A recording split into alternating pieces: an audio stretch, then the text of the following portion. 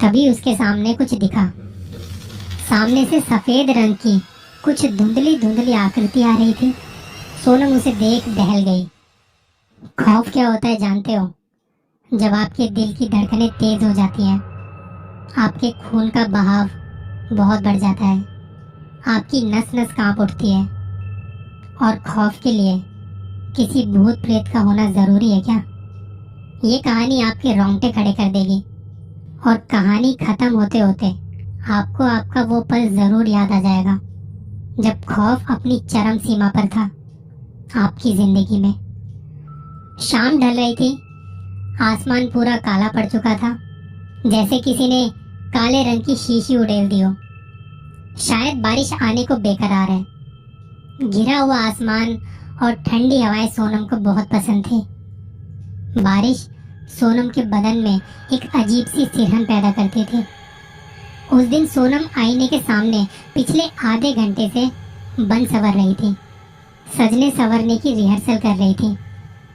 3 बार तो साड़ियाँ चेंज कर चुकी थी। सोनम को साज श्रृंगार का बहुत शौक था। आज उसे मिसिस कपूर की बेटी की शादी में जाना था। सोनम कॉलेज की एक टीचर थी, मगर किसी स्टूडेंट जैसी। वो हमेशा खूबसूरत दिखना और खूबसूरत रहना चाहती थी। सोनम तैयार होकर रवाना हो ही रही थी कि उसकी नजर अखबार पर पड़ी। उसमें कोई भैरव चौक की खबर लिखी थी। लिखा था कि भैरव चौक नाम के छोटे से इलाके में बहुत सारी अजीबो गरीब घटनाएं घटी हैं। कितनी वारदातें हुई हैं यहाँ, लूटमार, हत्या, अपहरण, बलात्कार, भूत प्रेत का साया। सभी घटनाएं वहीं तो हुई हैं। लोग वहां दिन के उजाले में भी जाने का साहस नहीं करते थे। ये खबर पढ़ते ही थोड़े समय के लिए सोनम का चमकता चेहरा फीका पड़ गया। उसके चेहरे पर मानो खौफ मंडरा रहा हो। थोड़ी देर वो खामोश होकर वहीं खड़ी रही, मानो ये खबर उसके मन में घर कर गई हो। सोनम की खामोशी मिसिस कपूर के फोन कॉल ने तोड़ी। सोनम ने फोन उठाया और बातें करते करते वहां सोनम को शादी में पहुंचने में कोई दिक्कत नहीं हुई। सोनम ने गाड़ी से बाहर निकलने से पहले एक बार फिर से अपना चेहरा निखार लिया था। सोनम का स्वागत हंसते मुस्कुराते चेहरों ने किया, मगर कुछ चेहरे ऐसे भी थे जिन्होंने शायद सोनम को बुरी नीयत से देखा। वो चेहरे थे कॉलेज के बदमाश और कॉलेज के ट्रस्टी के बिगड़े हुए लड़के। कॉलेज में उन लड़कों को 5 पापी बुलाते थे। लड़कियों को छेड़ना, लड़कियों के साथ बदतमीजी करना, लड़ना झगड़ना, वो सब उन 5 का काम था। इसलिए वो कॉलेज में बदनाम थे। खैर, सोनम उनकी हरकतों को अच्छे से जानती थी, इसलिए उनको अनदेखा करके वो शादी में शामिल हो गई। नाच गाना, खाना पीना और गप्पे लड़ाने में विदाई में इतना टाइम कब हो गया पता ही नहीं चला। रात के 12 बज गए। घर पहुंचने में अभी उसे 2 घंटे का फासला तय करना था। सोनम के पति जतिन का फोन आता है। हेलो सोनम, कहाँ हो? मैं शादी में आई थी, बहुत देर हो गई है, बस मिसेज माथुर के साथ अब निकल रही हूँ। सोनम ने बातें खत्म करके फोन रखा। सोनम ने फटाफट मिसेज कपूर को बाय बाय किया और मिसेज माथुर को ढूंढने लगी। पता चला कि मिसेज माथुर तो घर के लिए कब की रवाना हो चुकी हैं। सोनम सोचने लगती है कि अब अकेली घर कैसे जाएगी। तभी अचानक से बिजली कड़की। शायद थोड़े समय के बाद बारिश होने वाली है। वो परवाह किए बिना वहां से अकेली निकल पड़ी, मगर वो 5 पापी सोनम की हर हरकत पर नजर रखे हुए थे। सोनम ने बस थोड़ा सा ही फासला तय किया था कि बारिश शुरू हो गई। सोनम मन ही मन सोच रही थी कि वो बारिश के बंद होने का इंतजार करे या फिर आगे बढ़े। उसे जल्द ही तय करना था उसे क्या करना है। उसने आगे बढ़ने का फैसला किया। सोनम की कार थोड़ी आगे बढ़ी ही थी कि तेज बारिश शुरू हो गई। हमेशा सोनम को सिहरन देने वाली बारिश की बूंदें आज बाधा बन रही थी।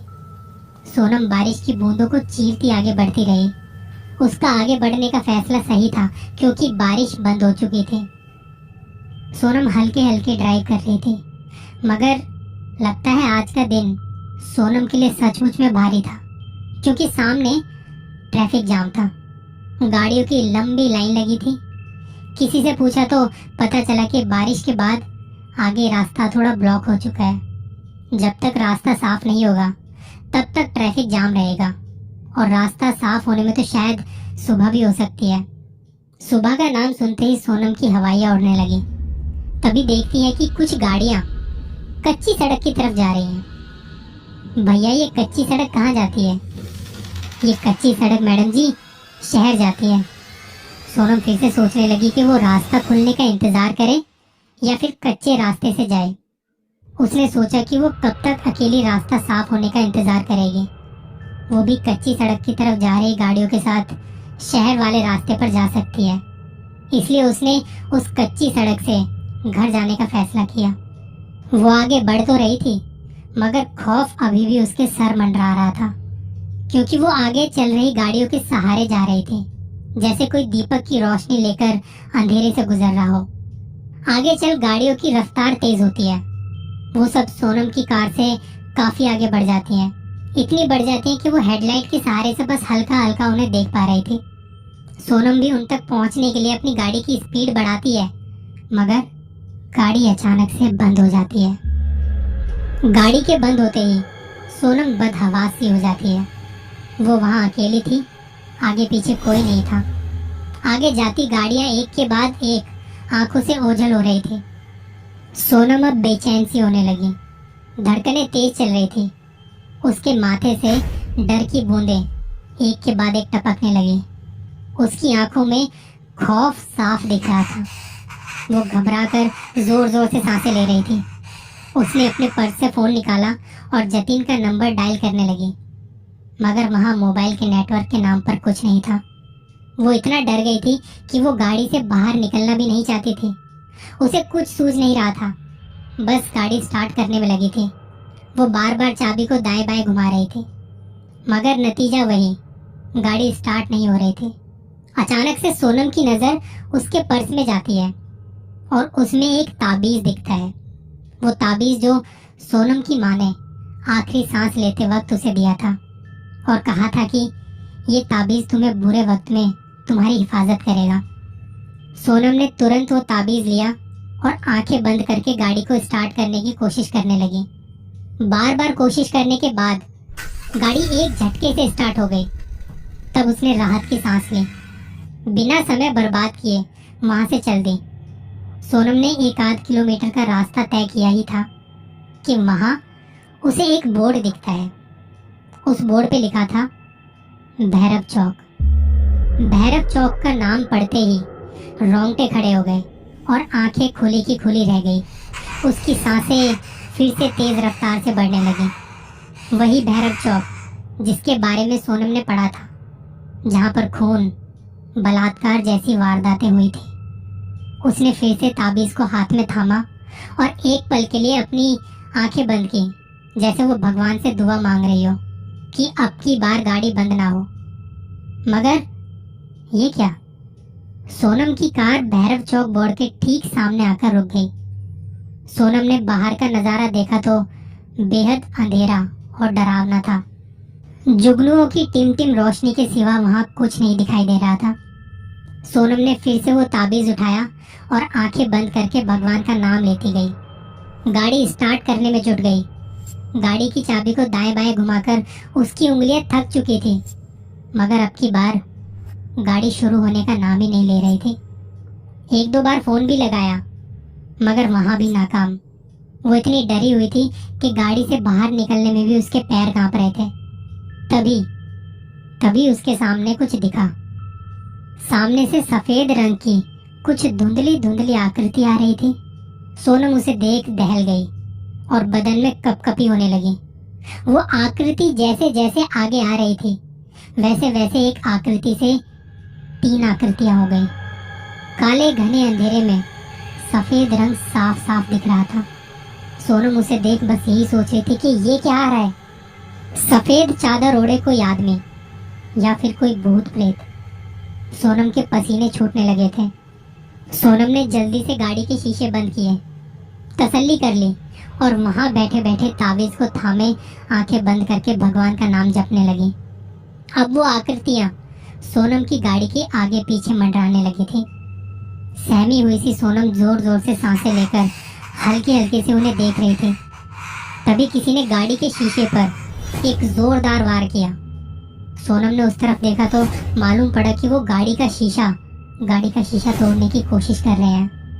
सोनम घबराकर जोर जोर से चिल्लाने लगी, बचाओ बचाओ, कोई बचाओ मुझे। सोनम चिल्लाती रही पर वो शीशे पर वार करते रहे और एक शीशा तोड़ भी दिया। शीशा टूटते ही सोनम को कहीं से कोई मदद मिल जाए इसलिए वो जोर जोर से चिल्लाने लगी, बचाओ, कोई मुझे बचाओ। किसी ने गाड़ी का दरवाजा खोल दिया और सोनम का हाथ पकड़ के गाड़ी से एक झटके से बाहर फेंक दिया। सोनम गाड़ी के बाहर गिरकर एक पत्थर से जा टकराई। वो मानो अधमरी सी हो गई। उसने हिम्मत जुटाई और वहां से उठकर खड़ी हो गई तो उसने देखा कि वहां 3 सफेद चादर ओढ़े हुए 3 शख्स थे। उन तीनों के चेहरे काले, दहशत भरे और भयानक थे। वो सब हाथ में चाकू लेकर खड़े थे। सोनम समझ गई कि ये सब लुटेरे हैं और बिना कुछ बोले सोनम अपने जेवर निकालने लगी। ये सब ले लो मगर मुझे जाने दो, सोनम ने बिलखते हुए उन लुटेरों से कहा। तभी एक लुटेरे ने तुरंत सोनम के हाथों से वो जेवर छीन लिए। सोनम अभी भी बिलख बिलख कर बस रोई जा रही थी। ये सब तो हम लेंगे ही, मगर इतनी लूट काफी नहीं है हमारे लिए। एक लुटेरे ने सोनम के ऊपर हवस भरी नजर डालते हुए कहा। सोनम लुटेरों का इरादा समझ गई थी और एक सांस लेकर वहां से वो भागने लगी। वो तीनों भी सोनम के पीछे भागे मगर सहमी हुई सी सोनम कितनी दूर भाग पाती। उन तीनों भेड़ियों ने आखिरकार सोनम को पकड़ ही लिया। बचाओ बचाओ, सोनम पूरी ताकत से चिल्लाई। यहाँ तुम्हें कोई नहीं बचाने आएगा, चिल्लाओ जितना चिल्लाना हो, एक लुटेरे ने हंसते हुए कहा।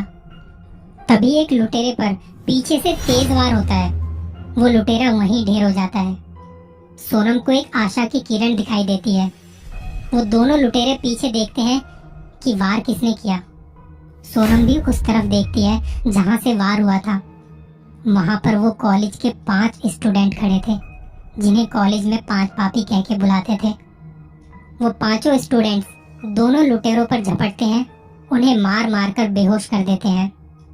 सोनम वहां सहमी खड़ी आंखों से बस आंसू बरसाती सब देख रही थी और सोच ही रही थी कि जिन 5 पापी को बुरा और गलत समझ रही थी उन्हीं लोगों ने आज सोनम को इस बुरे हादसे से बचा लिया था। मैडम, हम बुरे हैं मगर इज्जत सबकी करते हैं। आप बेफिक्र होके जाइए, ये बंटी आपको सुरक्षित घर तक छोड़ देगा और इन लुटेरों को हम पुलिस के हवाले कर देंगे। इन लोगों ने भूत प्रेत के नाम पर बहुत लूट मचा रखी थी, अब इन्हें पुलिस मजा चखाएगी। मुझे माफ कर देना, मैं तुम लोगों को गलत समझ रही थी मगर तुम लोग। इससे आगे सोनम के मुंह से एक शब्द नहीं निकला। सोनम के आंसू ही थे जो सारी बातें बयां कर रहे थे। सोनम वहां से सुरक्षित अपने घर चली गई।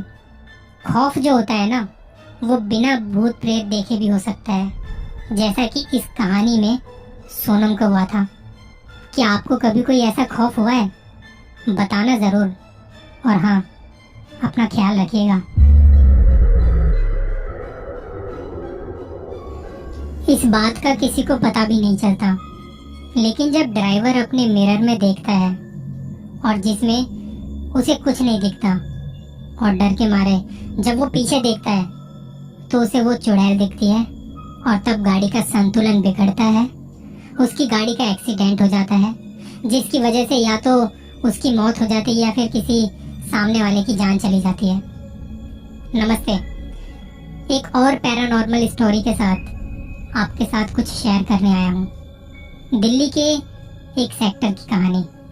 द्वारका के इस सेक्टर को लेकर कई सारी बातें सामने आई हैं जो लोगों के होश उड़ाने के लिए काफी हैं। कहते हैं कि यहाँ श्री दादाबाई वाला मंदिर के पास एक पीपल का पेड़ है। इस पेड़ के आसपास भूतों के साए नजर आते हैं और यहाँ अजीब अजीब सी घटनाएं होती हैं। यहाँ से गुजरने वाले बहुत से लोगों का कहना है कि यहाँ कोई अनजान साया उन्हें थप्पड़ मारता है। कुछ लोग तो बताते हैं कि यहाँ रात के समय एक सफेद साड़ी में कोई औरत दिखाई देती है जो लिफ्ट मांगती है और मना करने पर गाड़ी के साथ साथ भागती है। इन सब कहानियों और भूतों की बातों के कारण रात के समय यहाँ से गुजरने से लोग घबराते हैं। पैरानॉर्मल सोसाइटी ऑफ इंडिया के लोगों ने इस डर का सच जानने के लिए जब यहाँ अपनी टीम के साथ तहकीकात करने पहुंची तो उन्होंने क्या पाया, आप जरा ये भी जान लीजिए।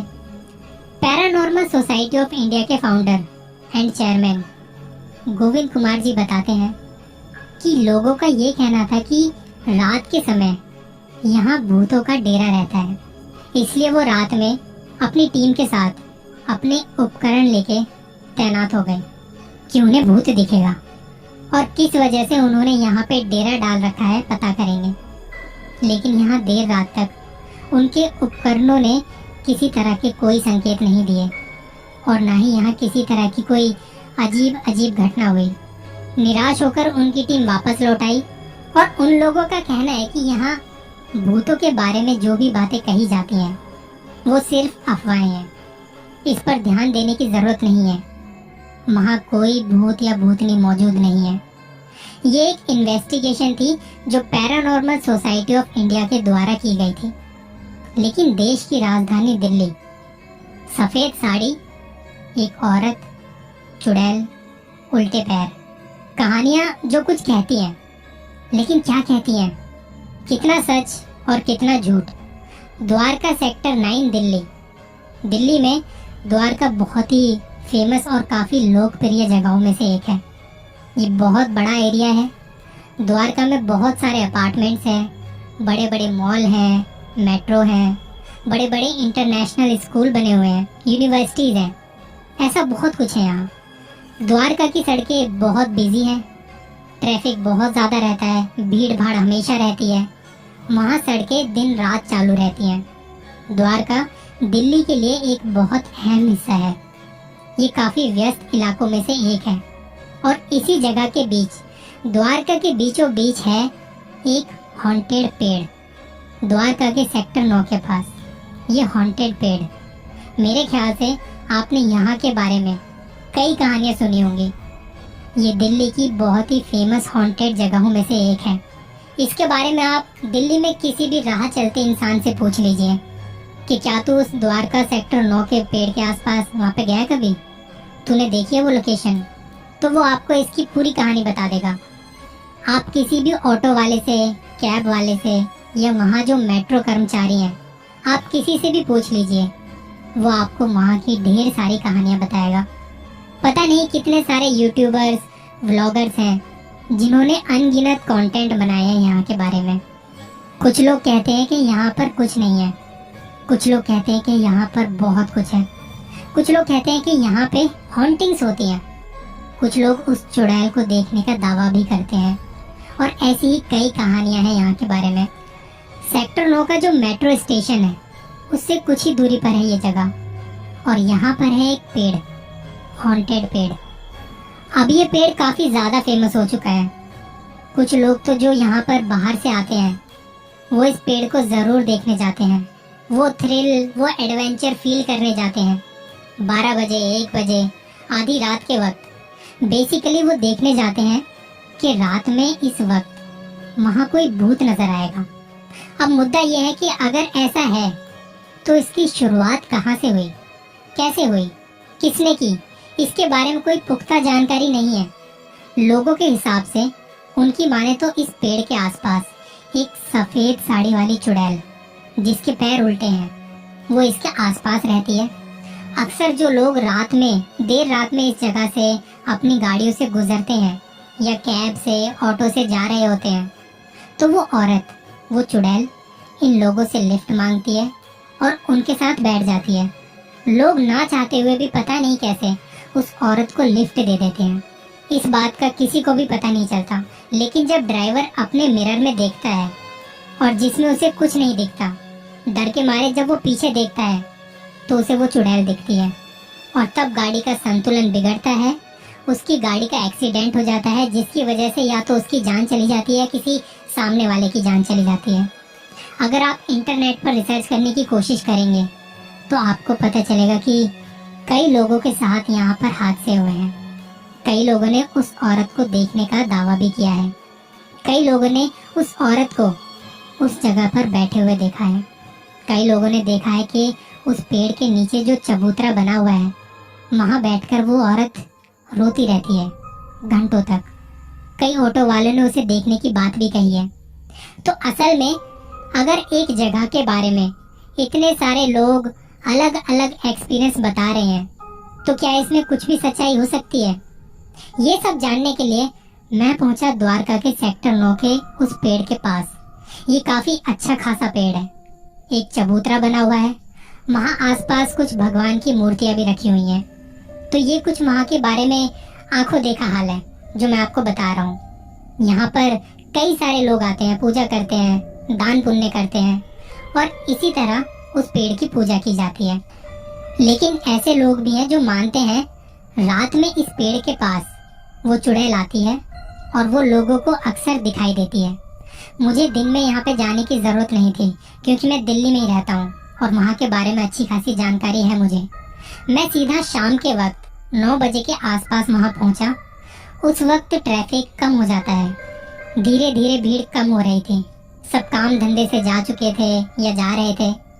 मैं बस अपनी गाड़ी में बैठा था और बस यही सोच रहा था कि धीरे धीरे उस जगह पर जो ट्रैफिक है वो बिल्कुल कम हो जाए। और ये सब कुछ होते होते करीब रात के 11:30 बज चुके थे। अब बहुत ज्यादा गाड़ियां नजर नहीं आ रही थी। धीरे धीरे आधी रात होती है और 2-2:30 बजे के आसपास जो 1-2 गाड़ियां नजर भी आ रही थी, अब वो भी बंद हो गई। मेरी नजर बस वहीं थी, उस पेड़ के आसपास।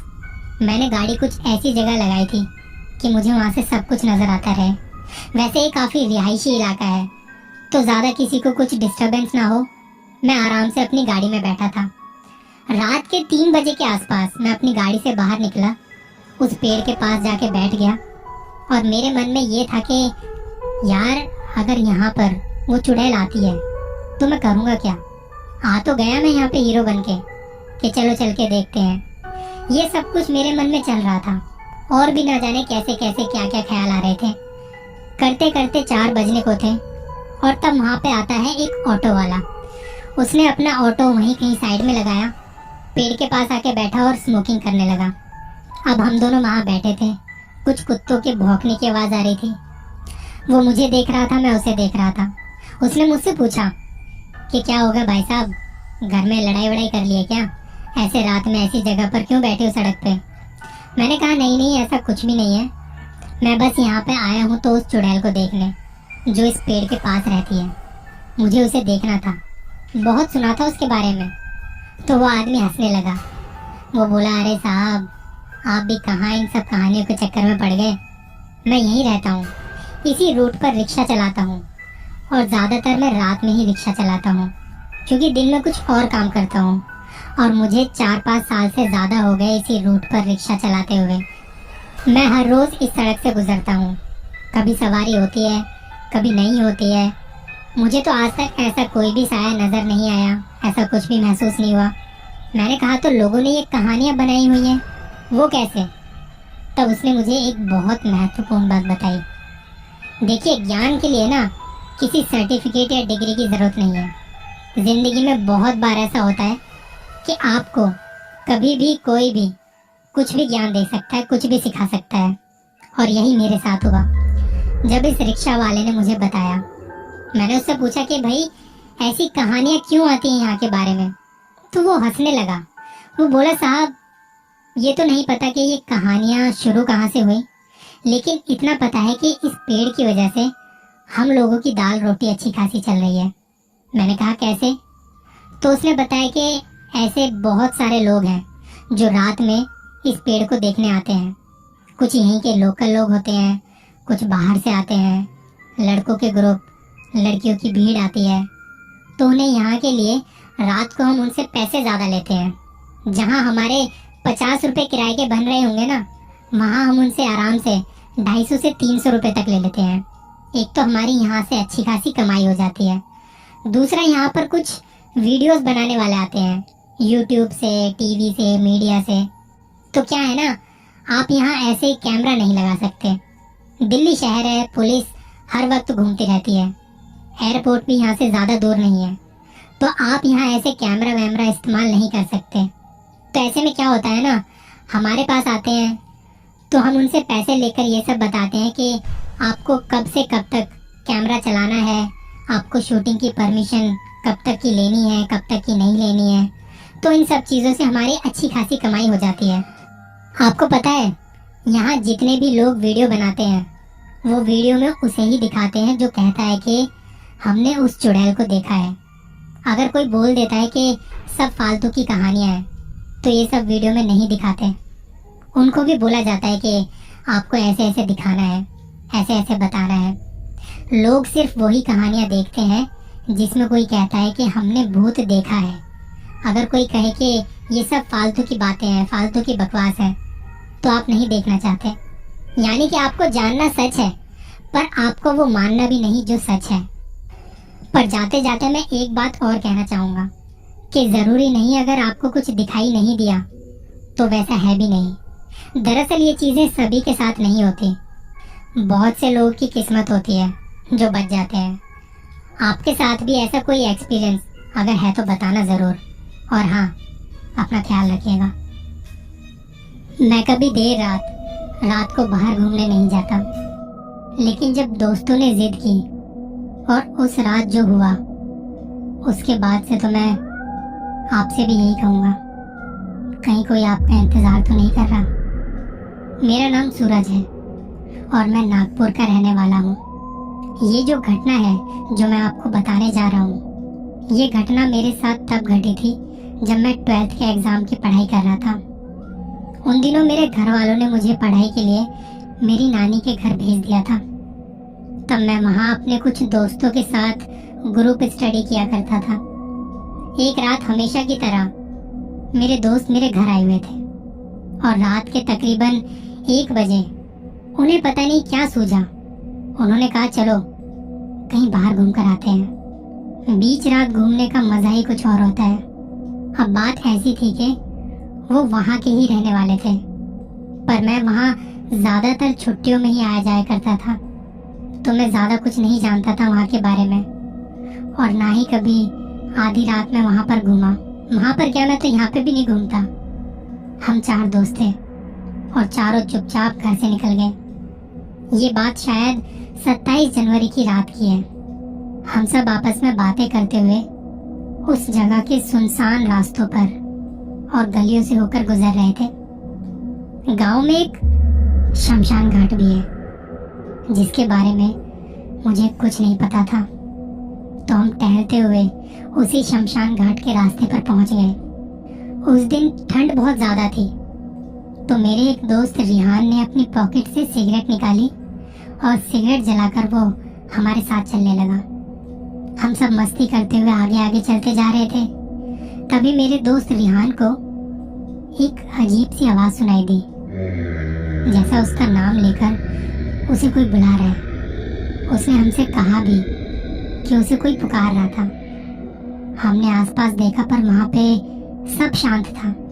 हमें लगा कि शायद उसका वहम होगा और हम फिर से आगे आगे चलने लगे। कुछ और दूर जाने के बाद हमें अपने पीछे से किसी के रोने की आवाज़ सुनाई दी। इस बार वो आवाज़ बस रिहान को ही नहीं बल्कि हम सबको सुनाई दी थी। उस आवाज़ को सुनकर ही हम सब ने पीछे मुड़कर देखा, पर पीछे कोई नहीं था। उस वक्त रात के करीब 2 बज रहे थे और चारों तरफ घना अंधेरा था और गहरा सन्नाटा। रिहान और तीसरे दोस्त अंकुश के पास मोबाइल था, तो उन्होंने अपनी मोबाइल की फ्लैश लाइट ऑन की और उसकी रोशनी में हम आगे आगे चलते जा रहे थे। पर जब हमने वो अजीब से रोने की आवाज़ सुनी तो हम लोगों ने उसी वक्त घर लौट जाने का फैसला किया। लेकिन वापस आते हुए हमने जो देखा वो देख हम सबकी हालत खराब हो गई। उस शमशान घाट की दीवार को लगकर एक पीपल का बहुत बड़ा सा पेड़ था और उस पीपल के पेड़ पर सफेद रंग का साया लटक रहा था। इतने अंधेरे में हमें वो साफ साफ दिखाई दे रहा था, इतने अंधेरे में भी, लेकिन उसकी शक्ल नजर नहीं आ रही थी कि कौन है। उसका चेहरा था भी कि नहीं पता नहीं, पर वो ऐसे लटक रहा था जैसे किसी ने अपने आप को फांसी लगा ली हो। हम सबके लिए वो बहुत डरावना एहसास था। हम मोबाइल फ्लैश की रोशनी में उसे देख पाते, तब तक वो साया वहां से गायब हो चुका था और वो देखकर हम सब डर से कांपने लगे थे। फिर हम सब जल्दी जल्दी शमशान घाट के किनारे वाले रास्ते से चलने लगे। हमें जल्दी जल्दी वहां से बाहर निकलना था। वो माहौल इतना खौफनाक था कि हमारी नस नस कांपने लगी थी। डर के मारे हमारा खून इतनी तेजी से दौड़ रहा था कि हम उसे महसूस कर सकते थे। आंखों को बार बार ऐसा लग रहा था कि कोई बहुत तेजी से यहाँ से वहां गुजरा है हमारे सामने। और उससे भी अजीब बात यह थी कि जितनी तेजी से हम चल रहे थे, उतनी ही तेजी से हमें कुछ लोगों के पैरों की आवाज भी सुनाई दे रही थी। हम रुक जाते तो वहां वो आवाज भी रुक जाती। हमारी धड़कनें इतनी तेज चल रही थी, बात करने की भी हम में से किसी में जरा भी हिम्मत नहीं थी। हमने एक दूसरे के हाथ को पकड़ा और बिना कुछ कहे आगे बढ़ने लगे। पर कुछ देर बाद हम सब ने एक चीज महसूस की कि हम सब वहां से बाहर निकलने की बजाय हम बस शमशान घाट के गोल गोल चक्कर लगा रहे हैं। हम कहीं जा नहीं रहे थे, बस उसी जगह पर गोल गोल घूम रहे थे। तब रिहान ने कांपती हुई आवाज में कहा, दोस्तों, ये कोई छलावा है। कोई चीज है जो हमें यहाँ रोक रही है। वो नहीं चाहती कि हम यहाँ से बाहर जाएं। और बस क्या था, वो सुनते ही हम सबके रोंगटे खड़े हो गए। तब रिहान ने सबको आगे खींचते हुए कहा, अगर ये छलावा है तो कुछ मत करो, बस चलते रहो जब तक कि ये रास्ता खत्म नहीं हो जाता। हम फिर तेजी से चलने लगे। हमारे चलने के साथ ही पैरों की आवाज बहुत तेज तेज होती जा रही थी। तो हम बिना बात किए वहां से चुपचाप बस चल रहे थे, चलते जा रहे थे। मेरे लिए तो ये एहसास मौत के बराबर था। मुझे अंदर से लग रहा था कि ना जाने क्यों मैं इन सब चक्करों में पड़ गया और ऊपर से घर वालों को भी कुछ नहीं पता। और तभी रिहान ने कहा, अरे मोबाइल है ना, चलो किसी को फोन लगाकर यहाँ बुला लेते हैं। पर जब उसने अपना मोबाइल देखा तो उसमें जरा भी नेटवर्क नहीं था। वो देखते ही अंकुश ने भी अपने मोबाइल को चेक किया, पर उसके फोन में भी कोई नेटवर्क नहीं था। तभी रिहान ने फिर से कहा कि ये कोई छलावा है, तुम बस चलते रहो। और जैसे ही उसने कहा, पीछे से एक बहुत जोर से हवा का झोंका आया और उसके शरीर से आर पार निकल गया। तब अगले ही पल रिहान बेहोश होकर नीचे गिर पड़ा। किसी तरह हम तीनों ने उसे उठाया और भगवान का नाम लेते हुए हम सब वहां से भागने लगे। उस वक्त हमें बस रिहान की फिक्र हो रही थी। बहुत देर भागने पर हम किसी गली के कोने तक पहुंच चुके थे। हम सब भागते भागते बहुत थक गए थे, तो हमने रिहान को वहीं गली के किनारे फर्श पर लिटा दिया। जैसे ही हमने उसे नीचे रखा, उतने में ही रिहान को होश आ गया। हमें लगा कि चलो शुक्र है इसे होश तो आया, लेकिन हमें ये जरा भी नहीं पता था कि इसके आगे और बुरा होने वाला है। रिहान जैसे ही उठा, पहले तो वो बहुत जोर से चीख पड़ा और तब हम उसे देखने के लिए आगे बढ़े तो उसने जोर से एक दोस्त को अपने दांतों से काट लिया। वो भी दर्द की वजह से जोर से चिल्लाया। तब हमने देखा कि रिहान असल में होश में नहीं था, बिल्कुल भी नहीं। उसकी आंखें सफेद हो चुकी थी। वो बड़ी अजीब तरह से आवाज निकाल रहा था। हमने उसे जोर से धक्का दिया, वो फिर से नीचे गिर पड़ा। रिहान और अंकुश चिल्लाए भी कि भागो यहाँ से, अरे ये रिहान नहीं है, भागो यहाँ से। तब उस वक्त हम सब उसे वहीं छोड़कर चले जाना चाहते थे, लेकिन फिर मुझे इस बात का डर लगा कि घर में सबको पता है कि रिहान हमारे साथ है, तो अगर उसे कुछ हो जाता है तो वो हमारी जिम्मेदारी होगी। फिर मैंने रिहान को होश में लाने की कोशिश की।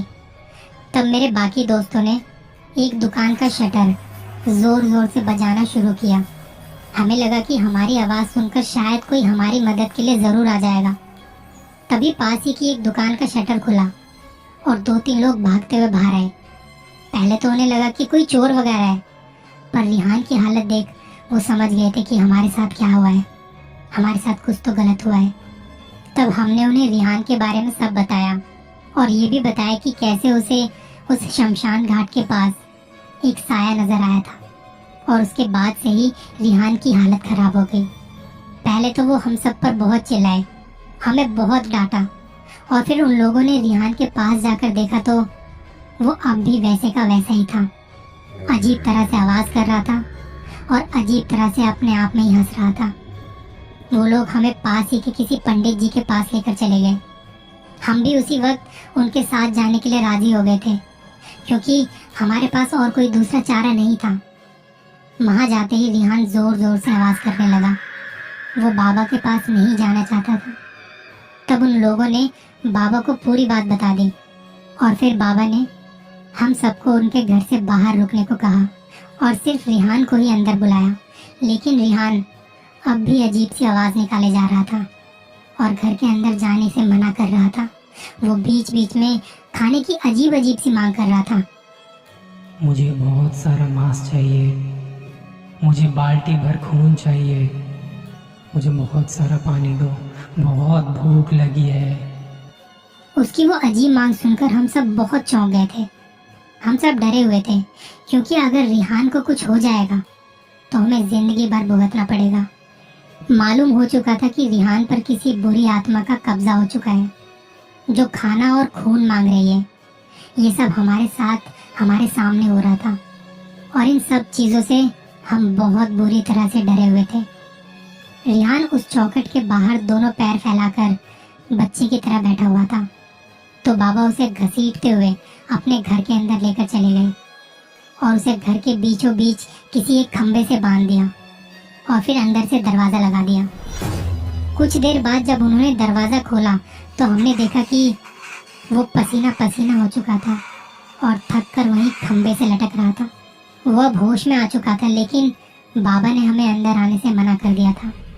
तब लोगों ने बताया कि इस मकान के अंदर और भी कई बुरी आत्माएं हो सकती हैं, जो शायद हमें देख गुस्सा हो जाएं और हम पर हमला कर सकती हैं। इसलिए हम सबको बाहर रुकने के लिए कहा गया है। रिहान अपनी खुद की हालत देख बहुत डरा हुआ था। उसने वहां बहुत सारी उल्टियां की थी। उसे पता नहीं था कि उसके साथ क्या क्या हुआ है। वो तो अब ऐसी हालत में था जैसे बेहोशी से जाग रहा हो। कुछ देर बाद बाबा ने उसे छोड़ दिया, तो हमने उसे उस शमशान घाट के रास्ते पर हमारे साथ जो कुछ भी हुआ था वो सब बताया और सूरज उगने से पहले हम सब वहां से निकल गए। वहां से निकल तो गए थे, पर हम सब अभी भी बहुत डरे हुए थे। वो बहुत ही अजीब रात थी। घर पहुंचने के बाद सब अपने अपने कमरों में चले गए। मैंने उसी दिन पापा को बुला लिया और उसके बाद नानी का घर छोड़ दिया, अपने घर चला गया। उस हादसे के बाद से मैं आज तक नानी के घर नहीं गया। मुझे बहुत डर लगता है। पता नहीं था कि ऐसे रात में घूमना इतना भारी पड़ेगा। शुक्र है कि हम सब सही सलामत बच गए और रिहान ठीक हो गया। इस हादसे को आज कई साल हो चुके हैं, पर जब भी उस रात को जाने अनजाने हम याद करते हैं तो हमारी रूह कांप उठती है। मैं तो यही कहूँगा कि रात को ऐसे कहीं घूमने ना जाएं। हो सकता है कि आपका कोई इंतज़ार कर रहा हो और वो बस एक मौका ढूंढ रहा हो। अपना ख्याल रखिएगा, आते जाते ध्यान रखिएगा। मैंने धीरे से दरवाजे को पीछे खोल के देखा तो वो छत पर गोल गोल घूमते हुए दौड़ लगा रहा था। मैंने उसे आवाज दी, क्या हुआ तुझे? 2018 का साल मेरे लिए शुरुआत से ही बहुत भारी था। मुझे आज भी याद है, तारीख 6 जनवरी, सुबह घर में फोन आता है।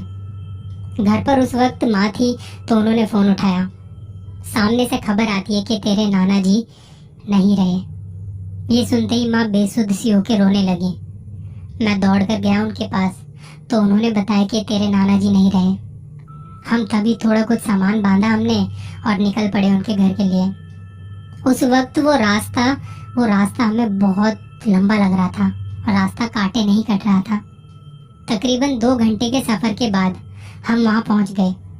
तब वहां उनकी अंतिम यात्रा की क्रिया पर काम चल रहा था और वो पल सच में बहुत भारी था, क्योंकि मेरे नाना जी मेरे बहुत करीब थे। जब भी मैं उनके घर जाता था तो वो कुछ न कुछ मुझे सिखाते थे। मुझे याद है उनके गुजरने के साल भर पहले मैं उनके वहाँ गया था। जन्माष्टमी से 1 दिन पहले रात भर नाना जी के साथ बिताने के बाद अगले दिन जन्माष्टमी की झांकी देखने मैं उनके साथ गया था। पास ही के किसी एक मंदिर में गए थे। वापस आते आते हमें रात हो चुकी थी। रास्ते में एक चौराहा पड़ता है, वहां पर कुछ फल, दाल चावल और कुछ अगरबत्तियां जली हुई थी और सड़क पर कुछ लाल निशान भी बना हुआ था। नाना जी ने वो देखते ही मुझे पीछे खींचा, कहा कि देख के चल, अभी इस पे पैर पड़ जाता ना तो मुसीबत हो जाती। मैंने कहा क्यों नाना जी, क्या मुसीबत हो जाती? उन्होंने कहा मेरा हाथ पकड़ के चल, घर चल, सब बताता हूँ। हम 12:30 बजे के आसपास घर पहुंचे थे और घर पहुंचकर हमने हाथ पैर धोए। मैं उनके पास ही लेट गया, बाकी सब सो चुके थे। मैंने नाना जी को कहा कि वो रास्ते में क्या था नाना जी? उन्होंने कहा कभी भी तुझे रास्ते में ऐसा कुछ दिखे ना तो उससे बच के निकला कर। अगर तेरा पैर उस पे पड़ जाता ना तो तेरी तबीयत खराब हो जाती। मैंने कहा वो कैसे? तो वो कहते कि अभी तू छोटा है, समय आने पर तुझे सब पता चल जाएगा। चल अब सो जा, कल तुझे वापस भी जाना है। उस रात को नींद बड़ी अच्छी आई थी। नाना जी के साथ वो आखिरी बार मैं ऐसे सोया था। उनके देहांत के बाद जब कुछ महीने बीत गए तो श्राद्ध के महीने में वहाँ पे कुछ पूजा पाठ हुए। उस वक्त भी मैं माँ के साथ वहाँ पे गया हुआ था। जिस दिन पूजा पाठ होना था उसी रात को मुझे और मेरे भाई को रात के वक्त बाहर घूमने जाना था। हमारा प्लान पहले ही बन गया था। 8 बजे के आसपास हम निकले घर से एक मॉल के लिए। वहाँ से द्वारका का मॉल पास पड़ता है, तो हम गए वहाँ। हमने खाया पिया और थोड़े गेम्स भी खेले। करते करते 11:30 बज चुके थे। हमने सोचा कि अब निकलना चाहिए। कैब बुक की और हम निकल गए घर की ओर। घर से थोड़ी दूरी पर कैब रुकी और हमें पैदल चल के थोड़ा गली तक अंदर तक जाना था, क्योंकि वहाँ कैब नहीं जा सकती थी। हमने कैब वाले को पैसे दिए और वो चला गया। रात को उस वक्त वहाँ सब दुकानें बंद हो चुकी थी। हम अपनी बातें करते हुए जा रहे थे और एक चौराहे पर मुड़ते ही थोड़ा चले ही थे कि मेरे भाई का पैर रास्ते में पड़े फल, दाल चावल और कुछ अगरबत्तियों पर पड़ा। बातों बातों में हमारा ध्यान ही नहीं गया। उस वक्त एक हवा का झोंका मेरे भाई से टकराया और वो पूरी तरह से हिल गया। मैंने पूछा तू ठीक तो है ना? उसने कहा हाँ, घर चल, जल्दी चलते हैं। हम घर पहुंचे और फ्रेश होके सोने आ गए। मैं उसी के कमरे में सो रहा था। हम दोनों ने थोड़ी बातें की और सो गए। रात को 3 बजे के आसपास मुझे खिड़की से कुछ बजने की आवाज आई, जैसे कोई इसे बजा रहा हो। मेरी आंखें खुली तो मैंने देखा कि वहाँ का जो पर्दा था वो लहरा रहा था और शायद उसी की वजह से वो आवाज हुई होगी। मैं वापस से सो गया। 3:30 बजे के आसपास मुझे ऐसा लगा जैसे किसी ने दरवाजा खोला हो। मैंने देखा तो सच में दरवाजा खुला हुआ था और तब मेरी नजर साथ में सो रहे भाई पर गई, पर उस वक्त वो नहीं था। मुझे लगा शायद हल्का होने गया होगा। मैं कुछ देर यूं ही लेटा रहा, पर 15-20 मिनट बीत जाने के बाद भी जब भाई नहीं आया तो मैं देखने गया। कमरे के बाहर देखा तो वहाँ कोई नहीं था। बालकोनी में भी देखा तो वहाँ कोई नहीं था। बाथरूम से पानी की आवाज आ रही थी। मैंने हल्के हाथ से दरवाजा पीछे धकेलते हुए देखा तो वहां पर भी कोई नहीं था। अब मेरी सांसें फूलने लगी कि इतनी रात को कहाँ गया होगा ये। बाकी कमरों में भी धीरे धीरे से देखा, पर सब वहां पे सो रहे थे आराम से। बाहर का मेन गेट भी बंद था। जब सारे गेट बंद हैं, सब सो रहे हैं, तो आखिर वो गया कहाँ? तभी मुझे धम धम धम सी आवाज आने लगी। ऐसा लगा जैसे छत पर कोई रस्सी कूद रहा हो। मैं छत की तरफ जाने लगा। देखा तो वहां का दरवाजा खुला हुआ था। मैंने धीरे से दरवाजे को पीछे खोल के देखा तो वो छत पर गोल गोल घूमते हुए दौड़ लगा रहा था। मैंने उसे आवाज दी, क्या हुआ तुझे? तू पागल वागल तो नहीं हो गया? ये कोई टाइम है दौड़ लगाने का? पर उसने मेरी बातों को अनसुना कर दिया। मैंने दोबारा से कहा, रुक तो सही, क्या हुआ है? और इस बार मेरी बात सुन के वो रुक गया। मैं धीरे से उसके पास गया। मुझे कुछ आवाज सी आ रही थी, जैसे कोई गुर्रा रहा हो। उसके पास जाते ही मैंने उसे अपनी तरफ खींचा और जैसे ही वो मेरी तरफ मुड़ा, वो हंस रहा था।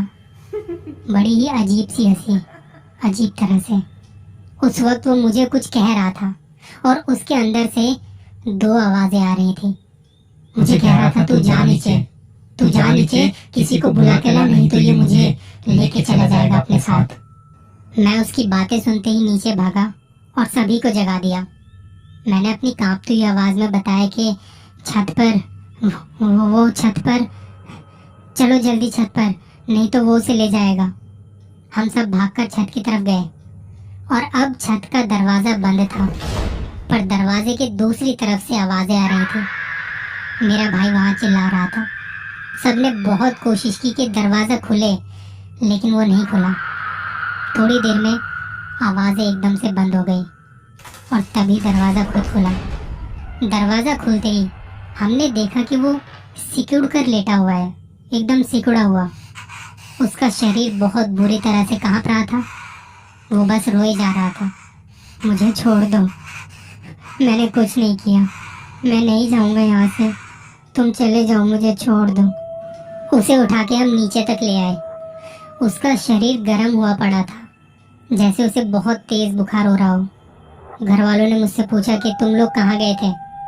मैंने कहा हम लोग तो बस द्वारका मॉल तक ही गए थे और उसके बाद घर वापस आ गए। नानी जी ने पूछा, तू सच सच बता, कुछ और बात तो नहीं है ना। तभी मेरे भाई ने वही गुर्राती हुई आवाज में कहा, इस लड़के ने मेरे ऊपर पैर रखा था। और इतना कहते ही वो बेहोश हो गया। मैंने कहा वो रास्ते में चौराहे पर कुछ फल, दाल, चावल, कुछ अगरबत्तियां थी जिस पे इसने पैर रख दिया था। घर वाले समझ चुके थे कि इसका पैर किसी टोटके पर पड़ा है। उन्होंने भाई के माथे पर बबूत लगाई और सब उसके पास ही बैठे रहे। अगले दिन पंडित जी को दिखाया तो उन्होंने बताया कि इसके पीछे वो पड़ चुका है। श्राद्ध के महीने में ऐसे बहुत सारे टोटके होते हैं और चौराहों पर देखकर चलना चाहिए। बच्चे को कुछ नहीं होगा, सारे बाहर चले जाओ और जब मैं दरवाजा खोलूं तब अंदर आना। पंडित जी ने कुछ पूजा पाठ शुरू कर दिए अंदर, और अंदर से भाई के चिल्लाने की आवाजें आने लगी। सब डरे हुए थे कि वो ठीक हो जाए बस। लगभग आधे घंटे बाद दरवाजा खुला और वो वहां डरा सहमा सा बैठा हुआ था। घर वालों को देखते ही खुश हुआ और रोने लगा। पंडित जी ने कहा ये अब ठीक है। उन्होंने लाल कपड़े में कुछ राख और बबूत बांध के दी। कहा कि इसे पीपल के पेड़ के नीचे रख देना रात को। जब इसे रखो तो ऐसी जगह पर रखना जहाँ किसी के पैर ना पड़े, और एक बार रखने के बाद पीछे मुड़ के मत देखना। बच्चे को कोई नींद की दवाई दे देना, इसे नींद की बहुत ज़रूरत है। पंडित जी का धन्यवाद करते हुए हम सब वहाँ से घर की ओर निकल पड़े। घर वापस आने के बाद मैंने नानी जी को बताया कि साल भर पहले नाना जी के साथ जब मैं घर आ रहा था तो उसी चौराहे पर मुझे भी कुछ फल, दाल, चावल और अगरबत्ती जली दिखी थी। तब नाना जी ने मुझे बचा लिया था। उनसे जब मैंने पूछा था कि ऐसा क्या था वहाँ, तो उन्होंने कहा कि बाद में तुझे सब पता चल जाएगा, अभी तो बहुत छोटा है। आज मुझे समझ में आ गया था कि उन्होंने मुझे क्यों नहीं बताया था उस वक्त, वरना शायद मैं डर जाता। नानी जी ने कहा कि चौराहों पर ना देख कर आया जाया करो, ऐसी चीज़ों से दूर रहो। मैंने तब जो सीखा उसे आज तक मानता हूँ। क्या आप भी मानते हो? चौराहों के टोटके को बताना ज़रूर।